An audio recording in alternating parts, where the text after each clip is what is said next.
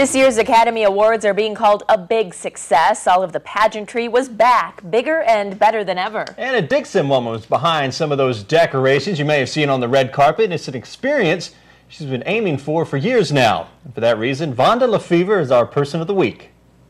Hey, George! How are you? Stars crowded the red carpet last weekend talking about fashion, movies, whatever. But for once, this story isn't about the big Hollywood names. It's about what was going on behind them. The flowers, and one of the women behind those designs. This would be a recreation of the designs that we worked on. Vonda Lefevre of Dixon was one of 12 people invited to design the floral decorations at this year's Oscars. It was an awesome experience just to be there while everything was going on. It's been a goal of mine for probably the last 10 or 15 years to be invited to be on the Oscar team, so it was huge for me. It's just something I've always wanted to do. Vonda works at Flowers, etc. in Dixon, a shop she owned until last year.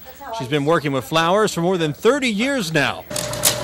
And she's been invited to be a designer for some pretty big events in that time, but nothing like this. All the security was phenomenal. I mean, snipers on the top of the building and all the police and SWAT team all over the place. But do you feel like you're part of something big when something like that, when you're in the Absolutely, middle of that? yeah. When you're like that, you know it's huge. You know that everything that's going on is bigger than I've ever experienced. Now back at home, she may have scaled back, arranging in a vase instead of around a golden Oscar, but it's all part of doing what she loves. I feel that this was that I've been blessed to be able to have this opportunity. It's my God-given talent, and I'm able to share it with so many people.